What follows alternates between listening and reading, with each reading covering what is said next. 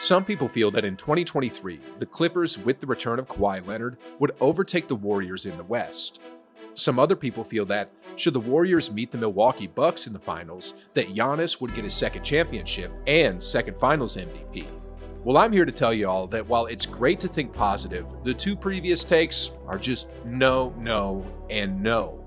The Warriors should be the dominant favorites in both of these series, and with that being said, let's get right into it. Let's first start off with the Clippers.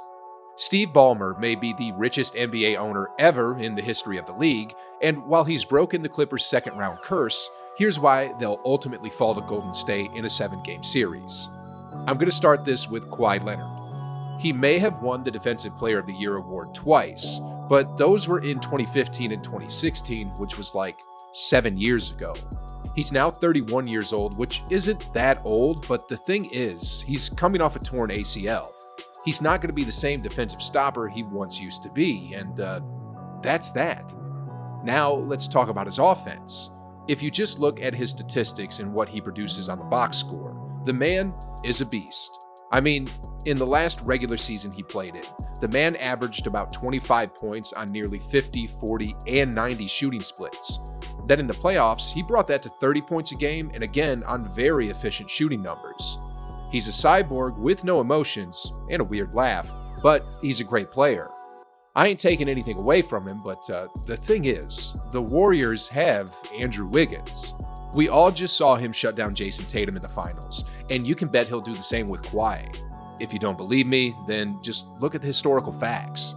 When Wiggins defended against Kawhi in 2021, Air Canada forced the Claw into 38% shooting from the floor and 7 turnovers in the 3 games they matched up together. Furthermore, since that time, Wiggins has improved tremendously on defense, and his actual goal this upcoming season is to be selected into the all-defensive team. So, although Kawhi is a 2-time Finals MVP, Wiggins might literally be his kryptonite and one of the few players in the league that can quote-unquote shut him down. After the Claw, Paul George, aka Playoff P, is next. PG-13 just came off a season where he only played 31 games due to an elbow injury. When he's healthy, he's an all-NBA talent, but how often is a 32-year-old healthy? Like I said, last season he only played 31 games, which funny enough is only 2 games more than Kyrie Irving for Pete's sake. And the year before that was 54 games, and the year before that was 48 games. Can a player who, for the past 3 seasons, consistently missed a large sum of games really be counted on against the defending champions who have one of the all-time greats? Anyways, while he's an all-NBA talent in the regular season, I can't say the same about the postseason. I mean, in 2019, he shot 32% from three-point range and was eliminated by Damian Lillard, and from there came his famous meme. I care what anybody says, that's a bad shot. Then the following year, in 2020, he shot below 40% from the field as the Clippers were humiliated by the 3-1 comeback of the Denver Nuggets.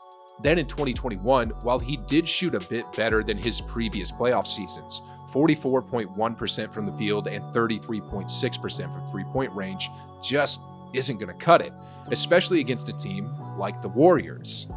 Anyways, after PG-13, we can get into the whole John Wall edition, or we can talk about Reggie Jackson, but the truth is, just look at the shooting efficiencies of both players in their last season played. 40% from the floor and about 32% from three-point range. The Warriors don't even have to game plan for those types of numbers. Meanwhile, the Warriors have Steph Curry, an ultimate weapon that can't be stopped.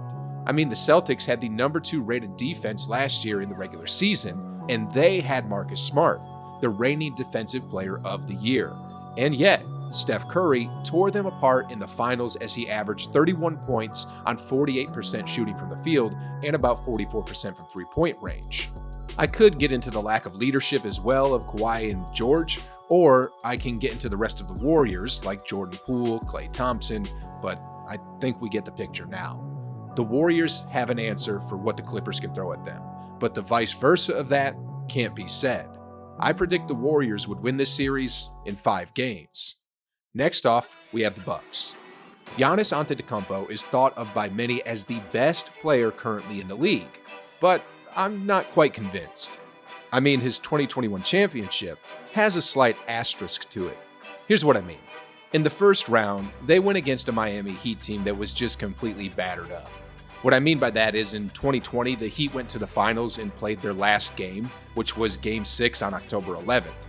Then training camp for the following season started on December 1st. In other words, they were completely battered and barely had any time to rest, and then were thrown into the regular season. When the playoffs came around, Bam Adebayo had even said that the Heat were quote-unquote broken. Anyways, in the second round of the Bucks championship run, they barely escaped a Nets team that had a hobbled James Harden, and that was without Kyrie. In the Eastern Conference Finals, they were taken to 6 games by Trae Young, who was also injured in that series. Then finally, in the finals, they won against a healthy Suns team. That Suns team was the same team that eventually got humiliated by Luka Doncic, who eventually got gentleman swept by the Warriors. So all in all, although Giannis is a beast, I'm not too sure if he's truly proven himself in the postseason yet to be able to beat an elite team like the Warriors. Some of y'all might be saying, but he almost beat the Celtics single-handedly. While that is true, I have 2 things to say about that. First off, almost doesn't cut it. And second off, Boston's defense was able to make him a really inefficient player.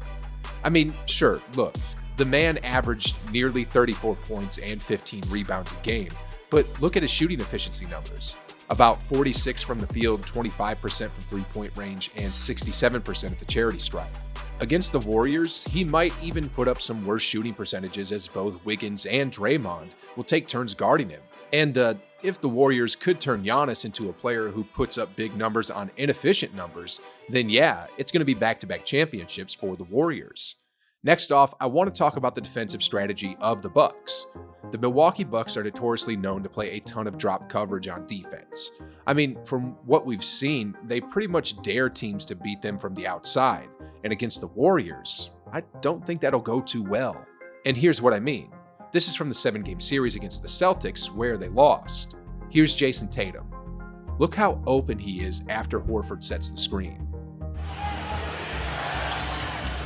Tatum finds some room, launches a 3.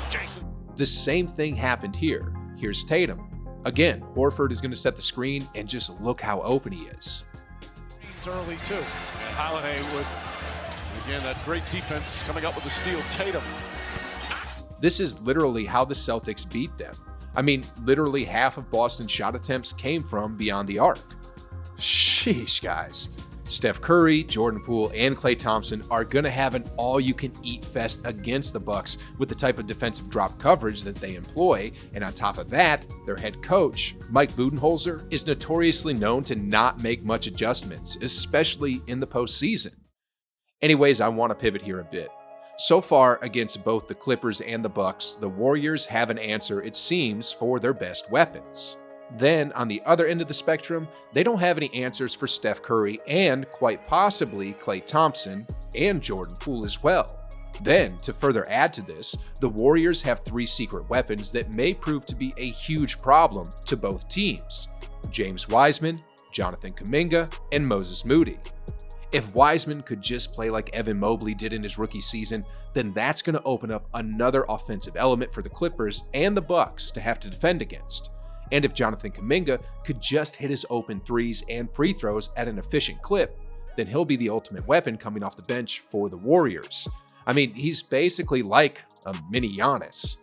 Then, if Moses Moody could play like how Desmond Bane played in his second season, then I'm sorry. There's no way either of these teams are going to be able to match up against the Warriors.